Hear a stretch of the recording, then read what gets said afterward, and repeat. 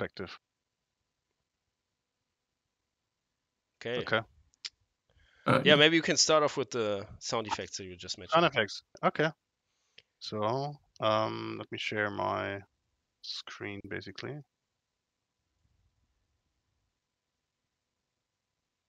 Okay.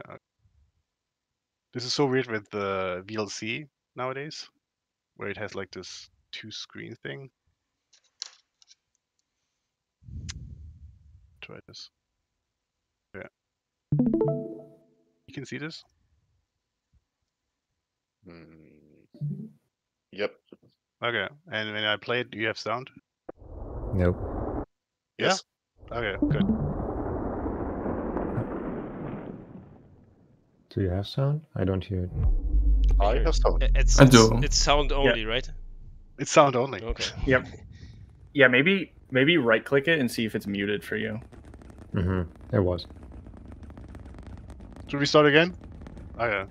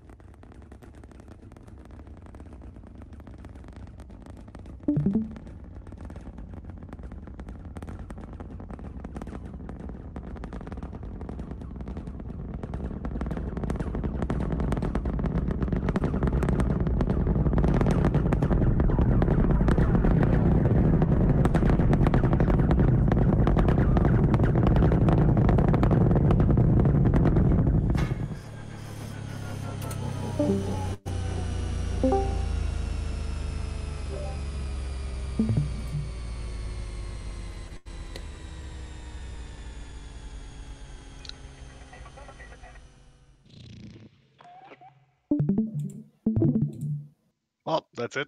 What do you think? Oh wow. So the idea is at the beginning, you hear like so something happening, you know. So you're playing, and then you hear like this FTL drive disengage basically the ship coming into the atmosphere. The FTL drive disengages, and then you hear like these 2 fast pops of the sonic boom, yeah, of the retro rockets, which then get louder and louder, and then you get like this ship as it comes in with its J-hook. It makes a special noise while doing this turnaround. And also you should remember that like the source of this noise should be the ship, of course, right? And then when it lands, you hear basically these engines turning and cooling down. And then after that, kind of connects with the landing port with these computer sounds. Yeah, it's pretty much the same you have with the Magpie landing initially, but a little bit longer. Well, this takes like a minute, while the other one is, I think, 15 seconds or something. Hi, Ingers. Yeah. Do like it, but at some points I felt like it was a little bit too crunchy, as if there Crunchy. was Yeah. popcorn going off in the distance. Mhm. Yeah, that's the rocket engine, you mean? Yeah, I felt like that could either be a miss or way faster, so it doesn't feel like something is breaking or something like that. Way faster. Okay. Alrighty. I am, by the way, super horrible at sound and sound design, so don't take my word for granted.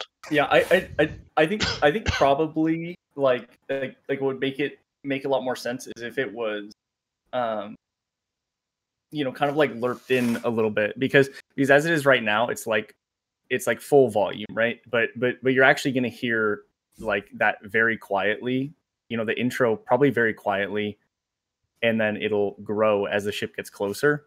Mhm. Whereas as of right now, it's like 100% noise the entire way through, which is not the way you'll experience it. And so a lot of these things that are like maybe kind of strange, yeah, like the rocket engines, this will kind of like come in smoothly, as opposed to like being there the whole time. Yeah. Okay. So they get louder, closer it gets. Yeah.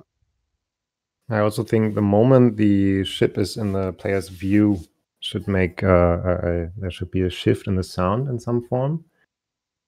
So I'm a bit worried because you're just clicking a button and then you hear this sound that you can't really make sense of because nothing visually happens. Yeah, well, you don't click a button and then it happens. It is, I mean, it takes some time for the True, train to even arrive. that.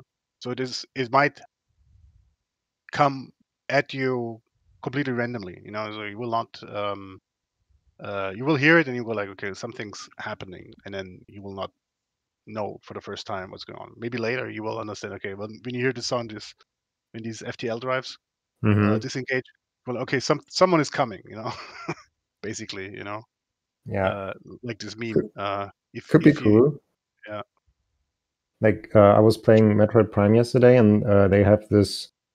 I think many games have the subtle sounds when a collectible is nearby, something you want to look for and you have to search for. This could also be some kind of cue where, okay, something is about to happen, and if you played the game for some hours, you're gonna know it's a trader arriving somewhere. Yeah.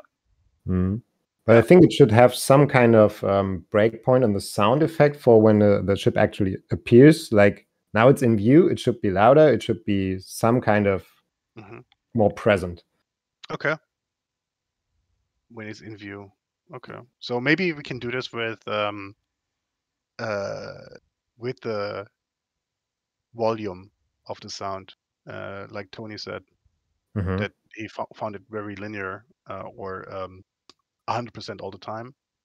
But maybe we can exaggerate on that so that when it is in plain view, it's super loud. Personally, I like the popcorn. It is how actually rockets sound. It's an actual rocket sound. Yeah. Really? It's a starship taking off. Interesting. Yeah. I kind of I associate this voxel retro style with it. Oh, really? Okay. No, it's actual starship taking off. It's the second starship or something which took off. Yeah. And to what Mirko was saying, probably like when you've played this game a lot, then you actually rely more on the sound than on the animation, because you will not stay there and wait for it until it takes off or landing, because there's so much other stuff to do. So having something, in the distance, notifying you through sound, and I'm sure there will also be like a notification on screen. Yeah. Probably. Yeah, but it's important. Okay, well, then I get to this, and then I need another one for the takeoff, which will be similar, a little bit similar. And then for the event type. Yeah. And then the question is, do we want to have like this little pirate ship thing? Not for the pirates, but I mean we can have like that for other traders as well. So gameplay wise, right now I'd say a small ship would be nice to have some ship that could land on the default 5x5 landing port. Yeah. But the Magpie is too big for 5x5. Yeah. And then making also progression wise, I think that's actually a cool thing, so that you see another ship and see the Magpie again, maybe as a second sized ship. But that would mean we can maybe reuse some of the VFX, right, Leon? If you rig the new ship accordingly, it should be almost the same thing, right? I fear not. I know. I'm unsure. That look. You rather want to make it from scratch. Yeah, but at least we don't need all the briefings, because we know actually how it will look like, right? With the J-hook and everything. About the VFX, by the way, there's one thing which I noticed while it's landing. Actually, let me show this again.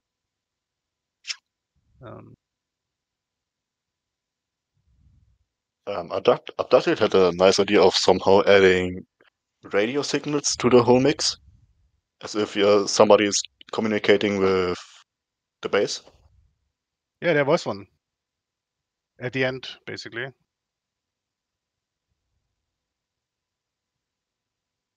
All right, let me just share this here. It's like in the middle of landing here.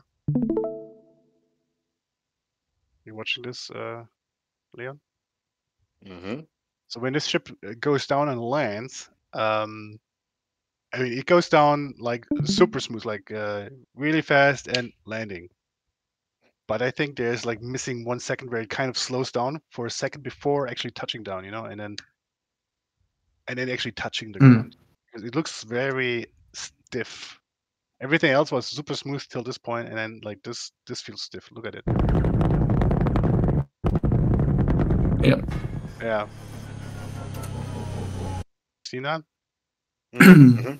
It should almost like almost over the landing zone, because the pilot is kind of, they always brake for a little bit and kind of check everything's correct. Yeah, and then They don't just go down. They don't slam it in Mhm. the ground. And this is like, I mean, if you would describe a curve, if you're looking at my camera, it looks like this, basically. Okay.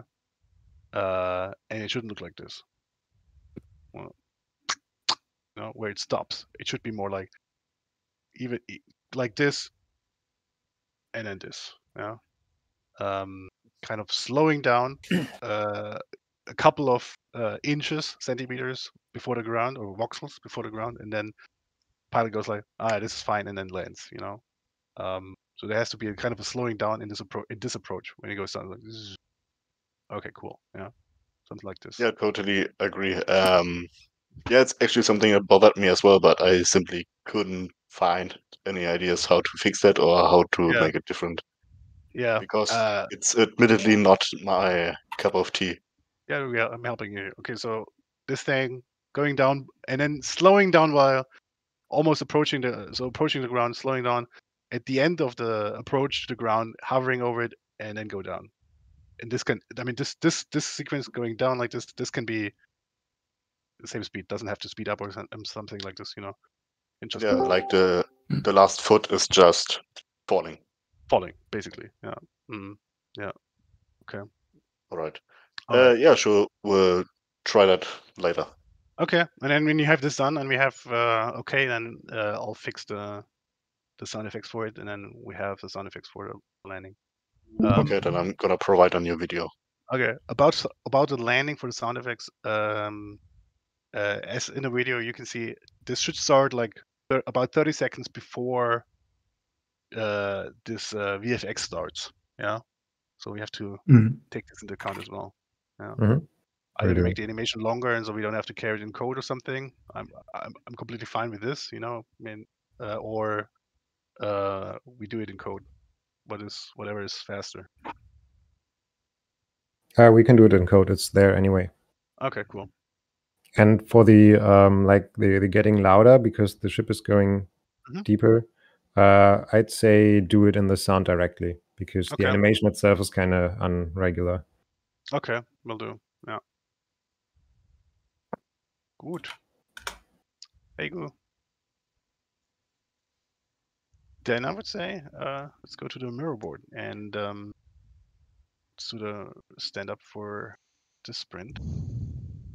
And I haven't gave you a notice about preparing a retrospect, so I apologize. But I did it anyways. You did it anyways already? Some people even put stuff on the mirror board already. That's cool. Yes. Isn't I that think always maybe everyone true? did it. I don't know. Oh my god, everybody did it. Okay. Well, Everyone deserves a raise. don't pay. Well, it's yeah. Don't look at me. I'm impressed. Okay. It's typed Good. on. Good. Okay. Then, well, you guys then don't have to do it. I do it in the meantime while you're doing your sprint here. Okay, who wants to start? I can start because my sticky notes are already there. So kind of mad. This capturing GIFs was like very time consuming because I found out it's also bug testing at the same time. So I had to like many times start over. Actually, I have compiled a list of bugs that I can share later. Yeah, I'm still happy with the results. I even like the old. I did one with the landing animation. I even like this one, even though it has a completely old animation in there. I'm looking forward to do another one for this. yeah, overall, I'm kind of happy just seeing all these screenshots. I'm pretty sure it's a huge upgrade on the store pages once I replace them. Yeah, the landing animation looks amazing. I can't wait to test out the new stockpile and hauling mechanics. Essentially, since it kind of got into focus when there was no coal, so that was a situation where this would actually would have really helped. So I think it's a important feature to add. I got notice. I'm sad we're not in the Steam Real-Time Strategy Fest, which is spring next year. So I appealed this decision, but they were saying no. Essentially, you're not a real-time. You're not a good fit, which I cannot argue with. But I still have appealed to the City Builder and Colony Simfest, which is shortly after, and that's the big one where we definitely should be. But I'm still waiting for a reply for that. Yeah, that's it for me. That was your retrospective, right? Yep. Yeah. But I wanted to have like the normal stand-up. Oh, the normal setup. Yeah, then I can start with this. Yep. Some of the stuff that I noticed, and I apologize if some of these are already known. So I noticed, like, when you terraform, like, say, a hill, and you send a colonist in that region, he will walk over that invisible hill, even though it has been terraformed. I have to confirm that. But yeah, it looks like it. Is this with chunks? So if you're moving inside, so out of the view again, is this maybe chunk based? I don't think so. No. Okay. Could be. Then I noticed sometimes, not always. Let's say I terraform something to like 2 meters, like I flatten the ground, and I put tiles on it. And sometimes I cannot place machines on those tiles. So it seems like there's an additional layer of voxels on top. So it's not the 2 meters anymore. So it feels like it's 2 meters and 2 voxels or whatever, and then the placement system doesn't recognize it anymore as the flat ground. I'm not. Yeah, it sometimes works, sometimes doesn't. And then we talked about furnaces earlier, and the new conveyor logic. And I actually, which I never did before, I started placing coal and ores on the same conveyor belt, on each side. But this way, the furnace won't take them in. I noticed. They simply don't work that way. So you still have to attach a different conveyor belt to a different side of the furnace in order for it to work. So I tried this out several times. I'm not 100% sure that this maybe it can work under some circumstances. Just what I noticed. So then when you terraform a hill again, and there's like foliage on there, the foliage will remain and will float in the air. That's what I noticed. And then yeah, that's true. Yeah, and then probably well known, but just for the record, loading is safe. Doesn't work. It leads to black screen and a crash. Yeah. That's just random observations. So should I make like bug reports for them officially, or should I just absolutely like with the bug reporting tool? Okay, got it. Yeah. So Thilo, you mentioned having a stream on the Steam page. So this is easy to implement. The question is, when should we do this? Which version of the game do we want to show, like in a stream? When we know that it is actually playable by mere mortals. Okay. So like having most bugs. So not this version now. Getting just most bugs out of it. Yeah. So that we have like I mean, it's not really a stream, right? It's a recording. It's a recording, yeah. Yeah. And then I would also write a script for this, so that we can show the best scenario. What would you recommend? Like 10 minutes is enough, right? Which then can play in a loop. Possibly longer. to show Possibly remember. like depth and stuff. Yeah. Doesn't necessarily have to have someone playing it or someone commenting it. Like I would recommend this. I would yeah. recommend this. Yeah. Otherwise, other than that, it's just another video, you know. Yeah, but I think it's Mm. still being seen as a stream. So Mm. I think like I don't know if you can actually move forwards and stuff.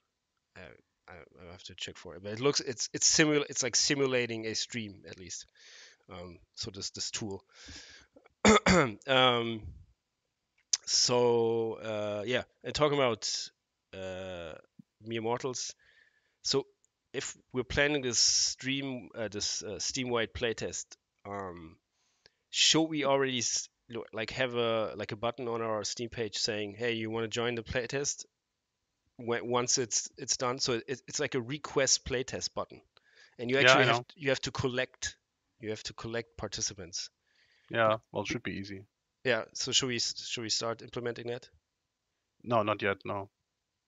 Okay, because otherwise, if we Yeah, if and we want if we want to start the playtest Mhm. in November, you know, Yeah. if you do it like one day before, we don't have any signups for that. That's fine. We can recruit people on Discord to sign up, and then everybody else from that point on. Because my idea is that people will sign up to it, you know, Yeah. and then forget about it. But they will get and notified. Yeah, they will get notified. Yeah. Okay. They would Mm, know. Yeah, it has to be kind of short term, like maybe Yeah. a few weeks at most, I would say. Yeah, it would be a few weeks now. Mm. You know, and we will need to figure it out because that goes through like the Steam playtest thing, which something we haven't done before. Yeah. If it's possible to set up this button without like implement like configuring all the playtest builds and stuff, then I would advise to kind of start collecting these signups, because it's Yeah. You can then when I like look at other games, they call it open the floodgates. So they're collecting for months, and then if they want to have like a big playtest, they they open it up to like thousands. Yeah. Okay, but Possible. the message will then be not join our Discord to play a Discord exclusive No. anymore. It would be No. click this button, right? Yeah. Okay. Well, fine for me. Did Yeah, you get the 1,000? I'll look into it. Yeah. How many people do we have here on Discord now? 848. Yeah, and then we talked about the World Gen now being in the current playtest build. So once this is like fine tuned, should we do like an activation call to action to the existing playtesters? Hey, I don't know if you noticed, we would completely change the world. So doing this before the actual Steam playtest to get more insights into how they interact and what they find or like about the new world. Or should we just leave it like without comment? Yeah, without comment. No. Okay. Because in this scenario, like the most people who have signed the playtest are not aware, you know, they're not aware of the new world, and probably not going to go back into it. It would be something to get them back into it. Yeah. No. Okay. It's a playtest. Okay. Well, you look into it if you can start collecting these people right away. And then, well, that means that we're not promoting that Discord anymore that much, but that's fine for me. Yeah. Still say and the Discord call to action button will get removed from the Steam page also this month, I guess. It's just part of the Steam policy to remove. Oh, really? That's clear up the store pages. You're not allowed to show any external links anymore. Oh wow. Okay. Yeah. Well then. There's still going to be a link. There's still going to be a link in the right-hand column of on the right every side. Yeah. Okay. All right. Yeah. I think that's it for me. Good. Yeah. Who wants to go next? Yeah, I can go next. Yeah, so basically, from yesterday, so I fixed up the offsetting thing and also added these connections, so they now show like on these selected blueprints. I can show this real quick.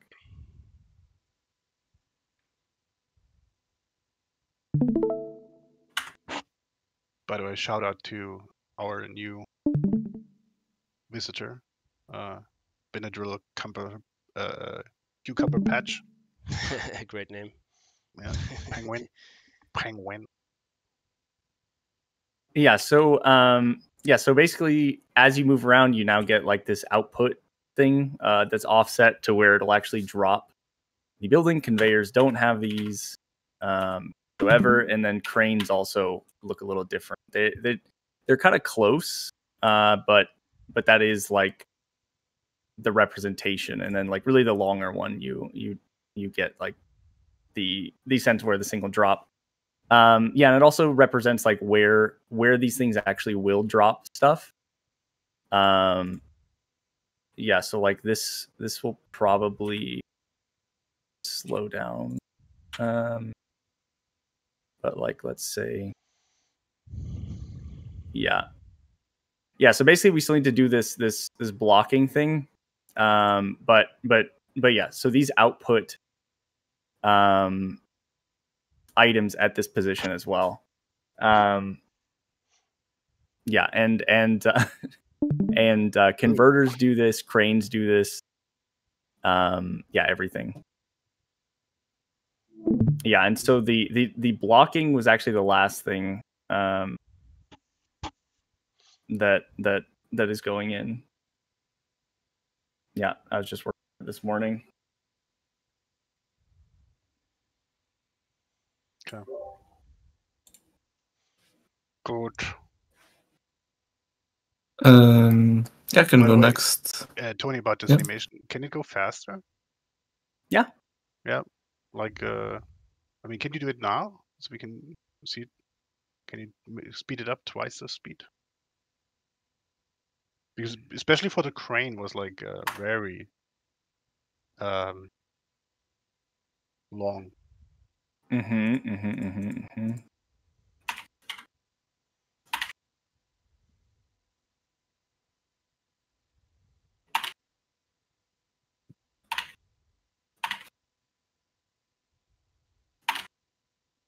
Oh yeah. Yeah, I almost got scammed on Discord, by the way.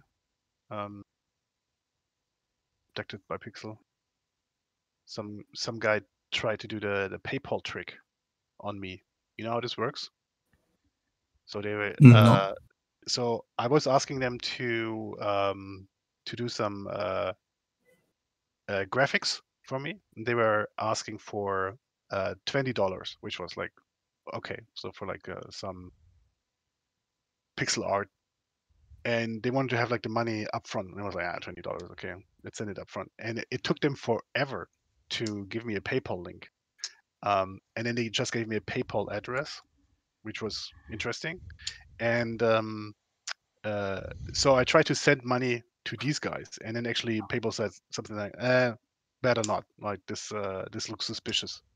I was like, hey, this PayPal address does not work. And then he took him for another day or something to find another email address to send it to. And then I got like sus myself, you know, and then Googled how this trick actually works. And what he was doing was like asking me for money up front, but looking for some stuff which he could buy online, and then got the email address for PayPal from these guys, and then sent their email address of their PayPal email address to me, so I would pay for them, and they would receive the goods, and I would wait forever for my stuff, you know, to get done, and they were off with their items. So yeah, and all these tricks. I don't know how PayPal actually understands when you get tricked, but they actually stopped this transaction, which was good. And yeah, so I got this guy banned from that Discord server then. So be aware out there. Damn. You ready, Tony, to show this? It's still compiling. Oh. Yeah. Okay. Maybe later then. Okay, who wants to go next? Yeah. Yeah, I can go next. Okay. Yeah, but mostly what Tony was showing. So yesterday, I finished up the machine-to-machine ports and also machine-to stockpiles, so they output to those as well. Through the output chute, which is really convenient. I think it looks pretty good as well. Yeah, and for the rest, I was mostly trying to get this thing for the miners to work, which is like so that we talked about like having them only produce one item and then wait to shoot it out. And if they cannot shoot it out, they will not mine more, so that they don't have like an internal storage with thousands of items. And yeah, our idea is kind of to do this through a single stack item storage, which will be a lot cleaner. But I was trying to implement that yesterday. There was like some issues with it because the cranes are using this and they have kind of like a specific behavior. So in the end, I didn't complete like this kind of rework for the miners to use this. So that's still like pending. Yeah, and also about that, on my branch, I ended up updating this a little bit, so it actually it still uses like a buffer, but it uses result item storage so that it goes through that output job. So it should have the exact same logic now of like other buildings that have output ports instead of going through that like mining drill specific one. And with that, I made the override generic. Although as of right now, like only a mining drill can have an override. But yeah. Okay. Yeah. Cool. Yeah. So I did like a very like hard coded limit just so that if they have something in the item storage, they don't mine more.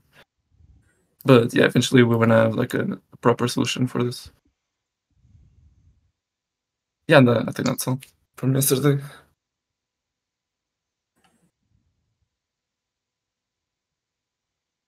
Okay. So I finished up the new stockpile UI, at least the visual part.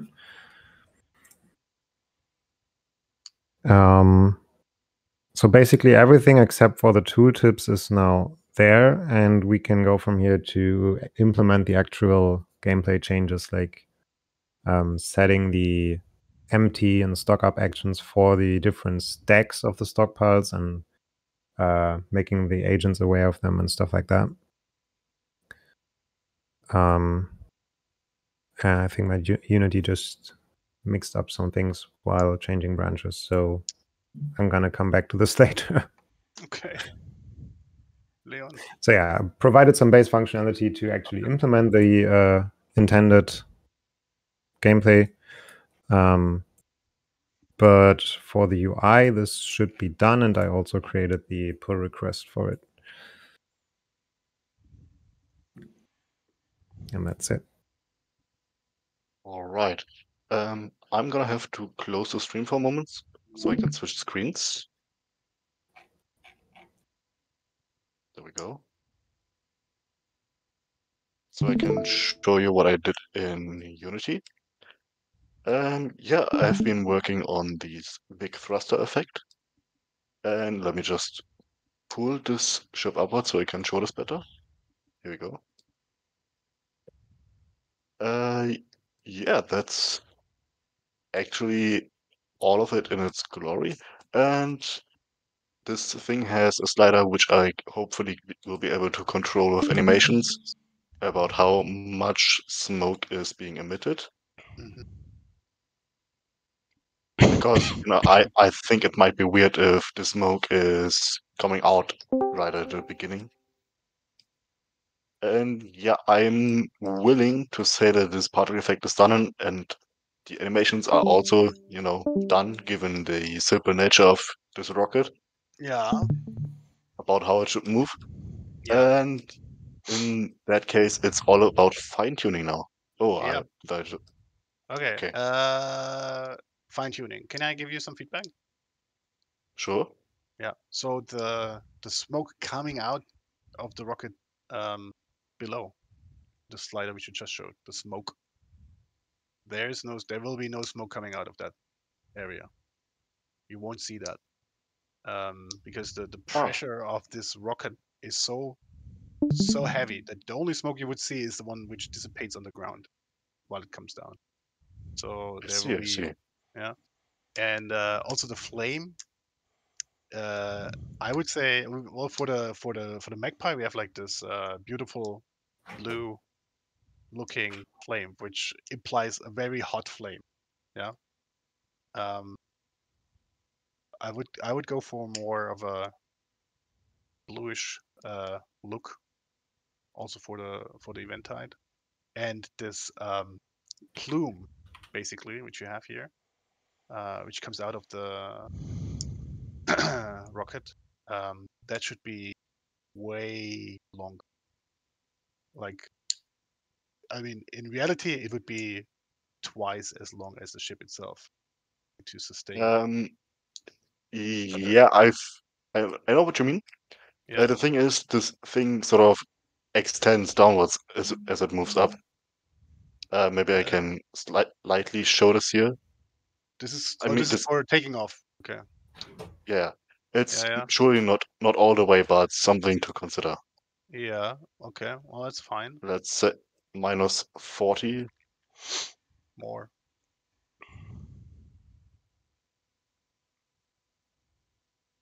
Yeah, something like this, if not even more.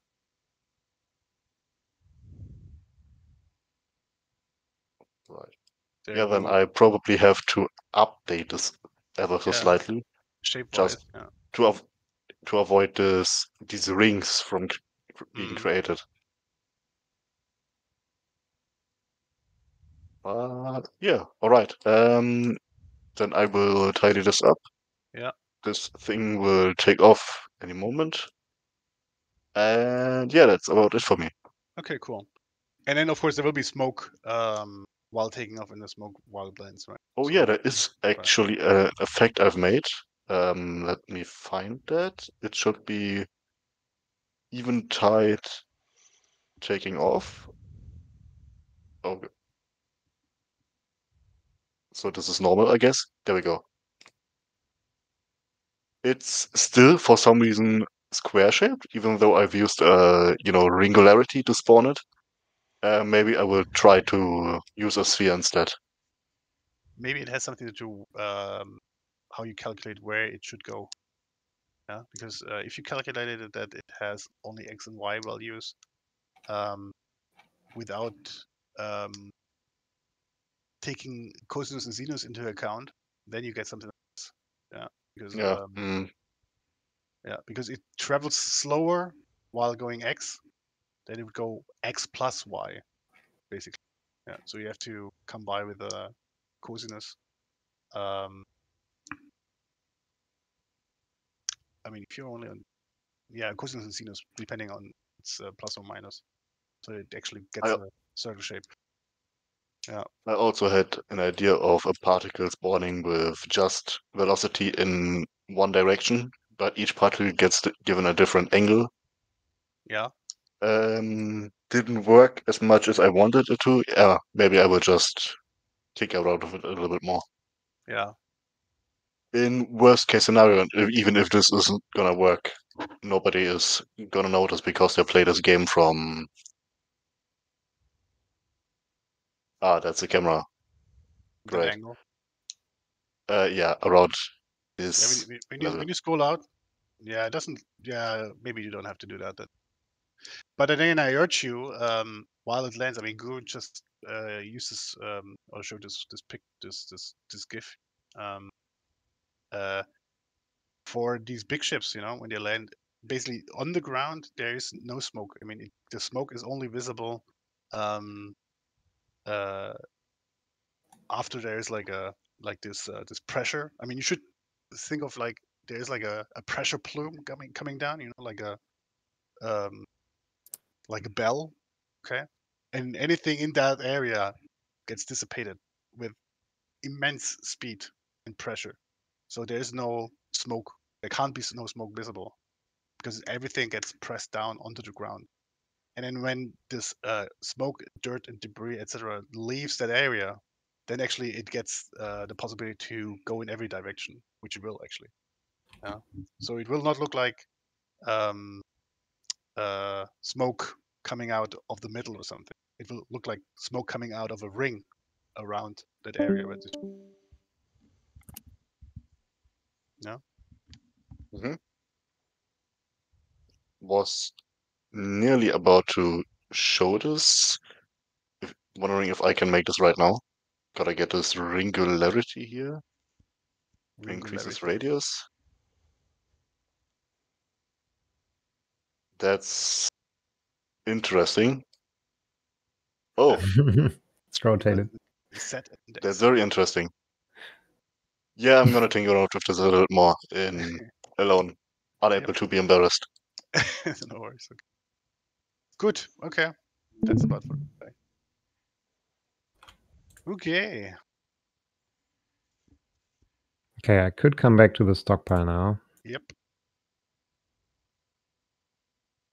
So much to show.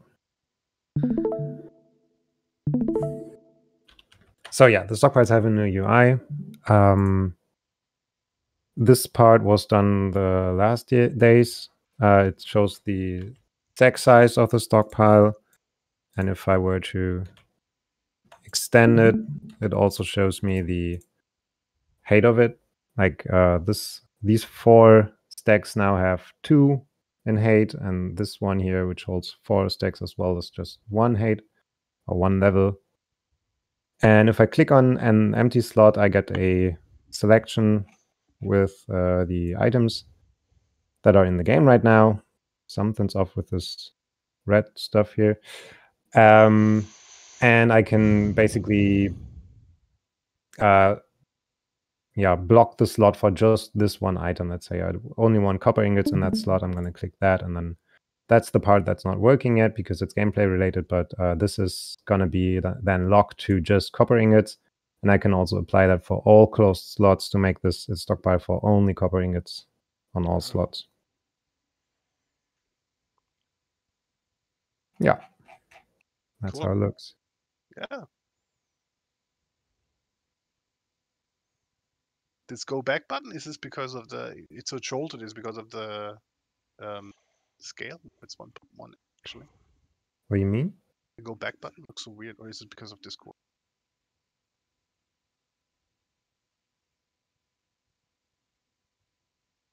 Looks like some pixels missing, but could be the the sides of it are kind of interpolated, probably because they're in between pixels. That's what it looks like.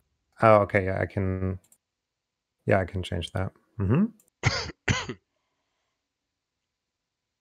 I really like the black background. Yeah.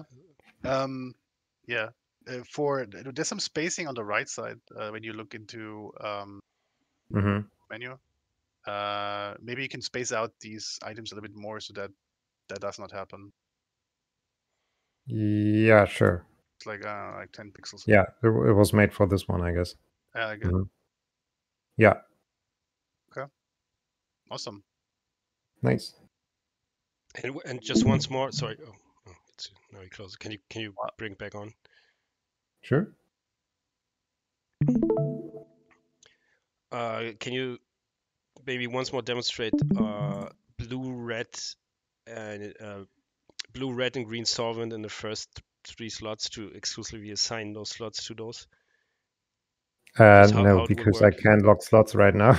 You essentially click on a slot and then you. Yeah. So let's say I want only red solvent in here. I would click on the stack, choose the red solvent, and then this would get locked for red solvent. It would show the icon, and the stockpile would only accept red solvent in that slot. And a stock up order. And a stock up arrow to make sure that it's communicated that this only takes red solvent now. And it will, and people actually go there, put it there. Okay. Yeah. And that's and these are like 8 slots right now, and this is for 3 stockpiles or for 2. So the way stockpiles work is every stockpile on the ground has 4 slots. Yeah. So if I were to extend the stockpile by another 1, it now shows 12 slots. And this one is 2 levels high, and that's why these are showing these 2 little icons to symbolize that these 4 stacks can actually take double the amount of items than these. Okay, but they don't like stacking 2 on top of each other don't expand the slots, number of slots. Just the capacity of each slot is increased. What was never the case, by the way. Exactly. Okay. Okay. Yeah. Just the first time it's visualized, I guess. Yeah. Yeah. Well, I think normal players will not find out about this, but I think hardcore players they will understand what's going on. Yeah. Also, I think stockpiles are still open. At some point, we have to nerf them because they're way better than conveyor belts, basically.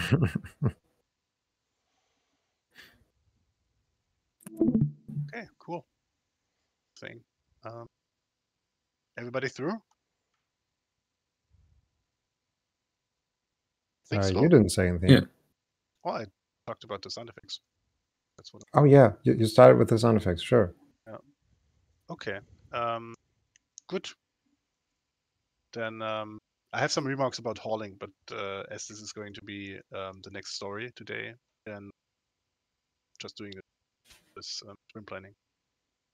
Yeah, and I have some recommendations, I guess, on this. Like, also looking at the calendar and kind of where we are. Like so basically here, right? Hauling 2.0 starts here, and I think that actually taking the rest of this month to finish out stockpiles and go through inputs, outputs, and do any updates that we need. Yeah. I think that this is kind of what we need. Yeah. Well, it clips both in, so this is basically two sprints. Next sprint go from today till the 9th, middle of hauling. So we even have like 2 sprints for hauling. Yeah, and I think like even potentially a 1 week sprint or shorter for this like spillover. Yeah. Okay. So no hauling today then, but like puts its outputs and stockpile done. Maybe some VFX. That's what I feel. I mean, okay. It would be still in the planning. Mm-hmm. That should be fine. Even if we say, "Oh, this is a new or it's extended of this." Oh yeah, but let's go to the retrospective. Yeah. Who wants to start? Who put this in here already? Who is this? Info. This is probably Till. Yeah. Yeah, Okay, which Till I already. also not only did I place it in there, I also already did my part. If you remember, Okay. like you're 20 minutes ago. Yeah. Okay. What are the next then? I can go. Okay. Okay. Yeah. So, kind of. Here, actually, let me show you.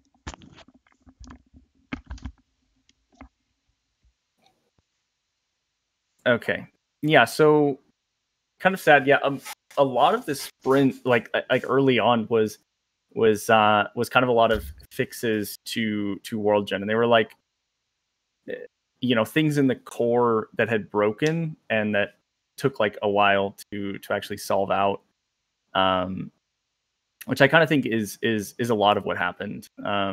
Where I wasn't really helping either of the other developers with like the things we were supposed to be, that were like planned for the sprint for a good majority of it.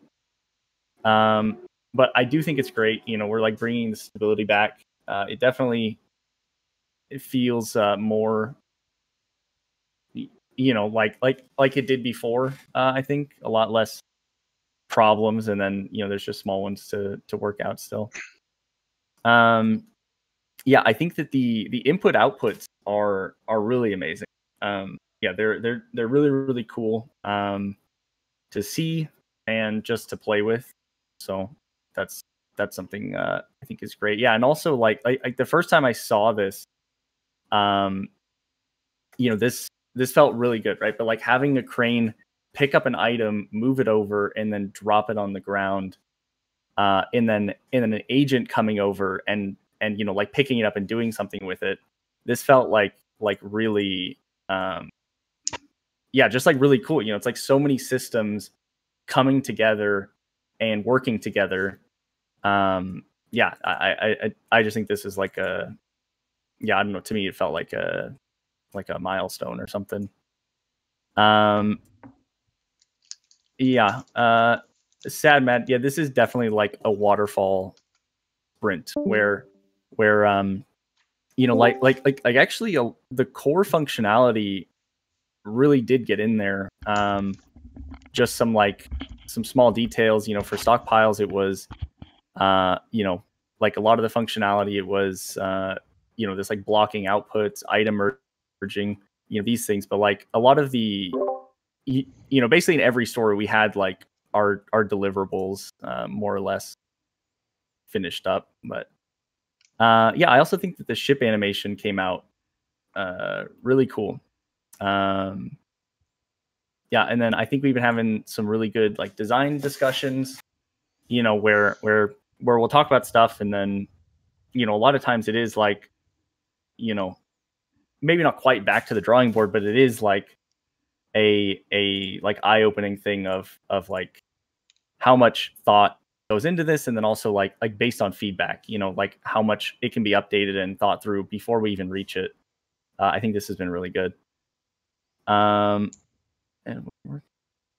I don't know what this means. I think that it actually took a while to solidify everything, and we like had to continuously have talks, even after like our sprint planning 1 and 2, which were already long, then even still, we ended up having like 2 separate stockpile decisions, maybe even more, or conversations, about how do these things, or how should this actually work? Does this make sense? And changing some of it, and that's it. And definitely for me, like after finishing some of these like big tasks, it felt like a huge relief. There's something like very, I don't know, like I don't really know the word, but just having these like huge stories, it's quite tough, and so it's really nice just getting back to like small scope, small scale things, that you can just kind of work on. Also glad is we actually fixed a like long standing issue with our like save load, which has been there since we introduced saving, which is really only an issue for modding or like adding new content. But basically you would see this if let's say we added a new converter and you had a save with all these converters and you added it to like the start of the list, then every single one of your converters would be like incorrect when you load. And this will no longer be the case with the prototype ID update. Sad Mad. Stockpiles are just, they're tough, and they're like obtuse. They're hard to work with. They're an interesting feature, but like for like on the dev side and even just like feature creation, they're like really, really unwieldy. And then I think that Hauling 2.0 has the potential, actually, like a lot of potential, and this kind of is like a companion piece to the dropping on the ground. But like this can really bridge the gap, I think, between automation and agents, and so I'm really excited about this. I'm really, really excited about the coming months, and then yeah, the last thing, which doesn't really go anywhere, but like is just like a thought, which is that like we shouldn't really be too afraid of like new logic or anything. I think a lot of times, we're talking about stuff. It's like, okay, what can we do without like making changes? And I think that makes sense in some places. But like, not only are we like making a game which is just like tough, we're making a simulation game. And so I think that like designing for simplicity is a great idea. Where possible, but then also like keeping in mind potential for gameplay, and actually what makes sense for the game. Yeah. So basically, not over engineering, but also not avoiding, work. Mhm. That's it. Okay. I'll try to go next. My connection is a bit unstable right now, but let's see. Yeah, so I think for me the highlight was probably the item shoots. As Tony mentioned, I mean they just feel really good, and I feel like they'll bring a lot of interesting gameplay possibilities. So I think they're like a really good feature across the board. And the animations themselves, I think they look really good. I'm glad those make it in. Yeah, I think looking at our sprint board doesn't look very good. I feel like it doesn't tell like the complete story of what happened, but I think it's largely because there was like very big fixes for the pre-made worlds that made it usable. That are like these small tasks with like they show up as small tasks in the sprint board, but they actually took a long time. Yeah, so it's kind of like a glad and sad at the same time, because it definitely hindered the overall look of the sprint, but it's probably the most important thing that went in was actually those fixes. And yeah, the ship animations look really good. Yeah, like I'm really excited to have those in the game, working multiple ships, and having all the animations and VFX with them. Yeah, and I think that's everything. Do you want to go next, or should I go? Go ahead. Yeah, go ahead. All right. Okay. Funny, I spelled it wrong. It's actually fundraising. Fundraising. Oh yeah, fundraising. We also need that. I want to see you do that. Falsche Versprecher. Okay. Well, fundraising sucks. But no worries. It's all good. We have all plans in any cases, but it takes longer than I was expecting, and it's good because we have a long runway. And I'm used to this spiel basically. So, but for this current sprint, yes. Well, sprint might not finish. I think when this I didn't see the whole picture, but yeah, I think we were working on really big stories this time, and also what I liked is that on first story, we collaborated together, and then for the other ones it was like, okay, this guy is doing this guy is doing this, and that shouldn't be actually how it should be done in Scrum. And I know there's like reasons why we did this, but yeah, maybe we should overthink this, why this actually happened, so that we have like two stories which haven't been completely finished. There are like many other reasons why is this. Actually, the retrospective is still a place where to do this, yeah. Maybe we can talk about this after we put out all these notes, because we never. I mean, we kind of make this reflection of ourselves, you know, and then but we never talk about it after that. Only when we do the sprint planning. Yeah, item stacks, they're super dope. Can't wait for them to be in the game and usable. And I mean, it just hit me while talking about stockpiles because hey, stockpiles are like super complicated. I mean, they were complicated in the first place, but now they're like, I mean, hopefully for the player they're not complicated, but for us they were like complicated. Okay. And yeah, and while Tony was talking, it kind of hit me. While we have like item stacks now on the ground, why have stockpiles? You know, I mean, with hauling V2, you can just say stack stuff over here, you know, and then we'll stack stuff over here. But Mirko, don't stop working on it. We haven't decided. Let's see how hauling V2 works, okay? But if it's too complicated, maybe we have to throw it out again, or I don't know, or it's some specialty you can have, or something like this, you know. We'll see about it. Yes, Tony said, super excited about the coming month. I'm excited as well. I can't wait to see all the UX UI improvements which we have collected, and also getting into hauling V2. I think it will give us a new power boost in controlling the game and playing the game. Yeah, can't wait for this one to come. Also, yeah, so I'm a little bit mad about all this back and forth while working on these stockpiles, for example, like, or all the other stuff which I showed you, like these game mechanics, and then Mirko goes in and goes like, okay, why?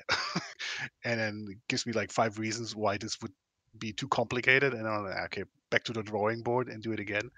But then no, but also super glad about all this back and forth of game systems, you know, and having great feedback. And I think with how hauling V2 looks like at the moment, you know, this is way better like the first draft, better than the draft before.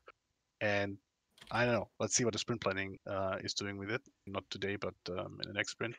Really excited about seeing this. I mean, without writing a single line of code, this is already like a great game mechanic, I think. Yes, super happy about the VFX. This looks amazing. I had so much fun doing this sound effects for it already. Yeah, looking forward to do this for all the other ships. Yeah, and World Gen 2 is also awesome. Yes, and then something between sad and mad. Just that is, you know, making these game mechanics not complicated is hard. Making them simple is very, very hard. You know? So not making them complicated is one thing, but making them simple, you know, and then also for the player to understand how this works, and also give them still enough liberty to come up with their own solutions. Maybe stuff which we never dream of, you know. I think that's like the mastery of making a simulation game. Yeah, and we're just learning, still learning. More like an apology on my side. Sorry, Mirko, about all this stockpile UI back and forth. No, that's fine. That's just what happens in game design. You can't foresee something like that. No. Okay, good. Who goes next, Mirko?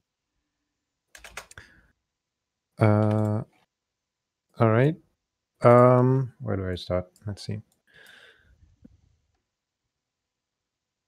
Yeah, I'm just gonna continue with the hauling because you just mentioned it. I'm super excited for the feature as well because it has the potential to bring all the existing systems together. That was mentioned multiple times now. I'm also kind of worried about this feature. Kind of not mad, not sad, but very cautious. Just want to raise it. This will throw us off in some sense where we imagined the game, how it would play, and it will play a different way, I guess. I'm excited to see how this goes. Yeah, Tony mentioned a lot of fixes that went in. Like we were going back to a broken state by implementing the new world gen.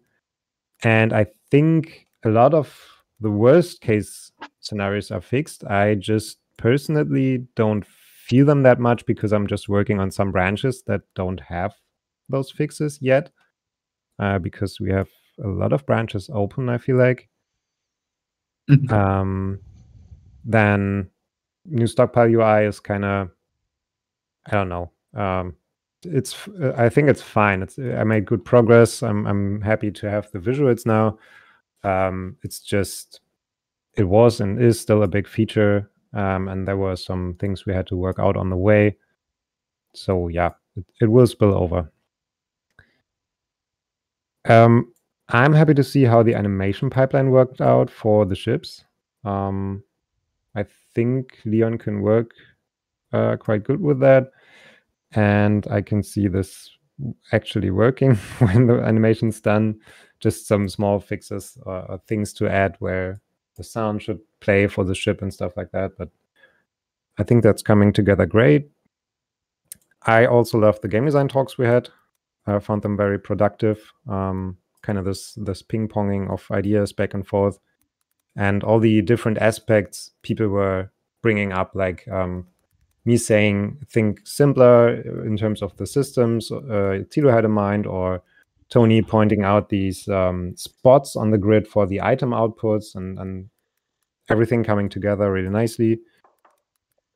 I'm super excited to playtest these input-output changes because I also feel like this will make it a lot more intuitive.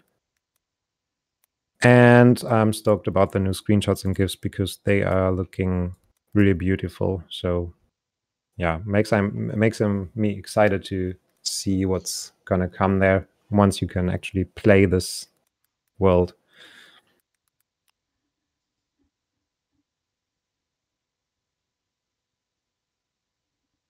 Thank you, Leon. All right. And yeah, let's put all of these over here. And oh no, oops, there we go. Yeah, I'm very excited about any new ideas of hauling. Wanted to express that it felt like it is a step in the right direction where the mechanics of the game feel a lot more. I'm missing the word. Instinctive. That you immediately get the idea what you can and can't do based on some common game sense. And yeah, excited. Very nice screenshots. I'm still kind of a little bit giddy and excited to see the world in the game, like in the actual engine. And seeing all of these screenshots where people build things step for step is super, super fun to watch. Yeah, also excited to see Aaron's stuff in the game, especially the lab that he made and the new drills. And yeah, basically repeating what I said. This is a little bit redundant. I feel like things are coming together much more compared to where we were a couple of months ago. I feel like the jump from last month to this month is way more intense than, like from 5 months to 4 months ago. And the things that everybody has been working on slowly find their way together in the game, in the engine, is just lovely to look at. And yeah, it's always fun to play with fire, I guess, and making the thruster was a lot of fun. Actually tinkering around with that, with the different heats, with the glow, it's way more fun than doing smoke. What I'm sad about is that I didn't meet quota. One of the tasks that I had this sprint was to actually remodel some of the machines to have obvious chutes where the items are supposed to exit from. Just a sort of visual key to tell the player, or one additional visual key to tell the player in which directions the machine spits out the output. Yeah, something I have to tackle in coming sprints. And yeah, something I'm unsure whether this is sad or mad because it's neither of these, but also definitely not glad. I fear that we are sometimes getting lost in the details too much. so that I work on, let's say, a J-hook for a carrier, maybe for like 1.5 weeks, where I could focus on other things. Of course, there's a quality standard that we are supposed to meet, but I feel like that we are sometimes getting too lost in the details, while the things on the horizon are being forgotten. I would be very glad if this fear of mine is, irrational and not true. Yeah, animation. Yeah, I'm personally not a very big fan of making animations because it's something that I guess you have to be born for. It's a gene that you can carry in you if whether you're good in animation or not. The entire animation industry is based on talent. That's what I feel like. It's yeah, I work on it, but I guess it's the same kind of disposition Tony has for VFX crafts. But I will get through it. And yeah, this is something that I could probably get better in, is to sort of organize my entire work progress so I don't accidentally overwrite stuff by pulling from GitHub, or to actually get everything done that I wanted to this sprint. These things, to be fair. Yeah, but that's all I have to say. Cool. I don't have the feeling that we're getting lost in details too often. Not when it comes to VFX. Maybe when it comes to systems. But Yeah, it's a general thing. It's not a oh no my stuff thing. It's just a general thing that we focus on the last 20% too much if the first 80% already do it. I can see that happening in different places. Yeah. But yeah. Would be super glad if this fear of mine is actually not true.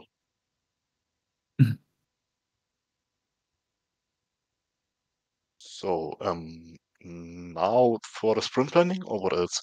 yes, off to the sprint planning. Can we make like a 5-minute break? Yeah, here. Well, so real quick, can I show this? yeah. So this is a better look at input outputs, right? This is actually like a working thing where these are using the same system.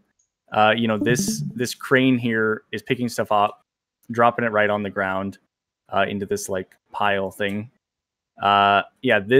This is moving stuff in and then has an output port. The side isn't right, but it doesn't need a feeder, just drops it right on the thing, and then ideally this will just take stuff in, right? And so this just smoothly accepts things. And so this is actually like the feature that we made, and not the and not the thing that I just did last time. Also I updated the speed on these, so they are slightly faster. Yeah, that's better. Yeah. Is it twice the speed? It is, yeah. Yeah, that's better. Yep. And so also I guess if this thing, hopefully somebody comes and picks this up. If this thing gets destroyed, then it should just drop this right on the ground. Mm-hmm. Yeah. There you go. Awesome. This is already cool. Yeah. Yeah, definitely. Yeah. Yeah. And then somebody will come pick it up. And they should be stacked and blocked. And if it's not gonna picked up, is there a second one? Can you or is it automatically picked up? It's automatically picked up. Yeah. It's just like any object on the ground. Any item on the ground. Or is it like possible in theory, if you don't have enough colonists, that there's like, I don't know, tens? Yeah, it'll sit here, but it should block, right? Like that's the thing we've been talking about is and this isn't happening right now, but basically if there's an item here and it's like above some size, could be 1, could be 10, could be whatever, then this will not output anything else, and it'll just sit here, and with a thing in its thing, and Back on a conveyor. Ooh. Whoa! Oh wow. What did it do? I think that one was under it or Underneath. something. Yeah. Yeah. But No, go ahead. Sorry.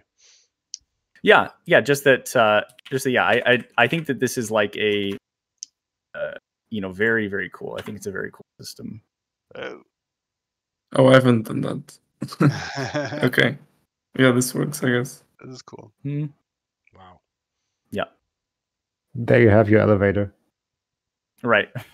Yeah. Without stockpiles. Also cool how they climb up the conveyor belts. Yeah. Something. Yeah, weird they seem happened to be with them, struggling a but, bit. But... They climb to up to build. get it down there? Okay. Yeah, maybe. Because in the beginning, it's up there. So when it gets placed, it starts over there, and then that's probably where they go first. Interesting. So I wonder if Camilla... Okay, Camilla can still do it then. Yeah, so But this guy's there's like a maximum distance. Yeah. Maybe it's What's too short. I don't Ella know. doing now? Is Ella? Okay, she can still grab it. Yeah. So they should have a thing like let's say I take this one and scoot it, further away, then they'll kind of follow this around. Probably Okay. should throw it out. Actually, this might be a little too much. You're just playing with her now. Yeah. So it seems like they come up here and grab it, or maybe this distance isn't enough for them to like update it. Cool. Yeah, but it's very, very cool. I mean, it gives like a lot of new options that we didn't have, and a lot of like this is like pretty emergent, to basically give you like weird interactions, that yeah, that's really it. Yeah, I think it's really, really cool. It's a really, really cool feature. Yeah. Very nice. Cool. Do we need a break Thanks. or Showing. can you just go right into sprint planning? I would prefer I'm small okay. break. You want to Sure. break, Leon? Yeah, just 5 minutes for Okay. Good. Then we hydration, meet- bio break, etc. Yeah. Then we meet again at 11:25. Okay. All right. Great. I All think right. that's it for the stream then today. And we do this. We're just continuing the sprint what we have done before. Yeah. Yeah. Exactly. All right. All right. Thank you guys. And- See you. Okay. All right. Thank you. Bye. Thank you. Bye. Bye. Yeah, in a bit.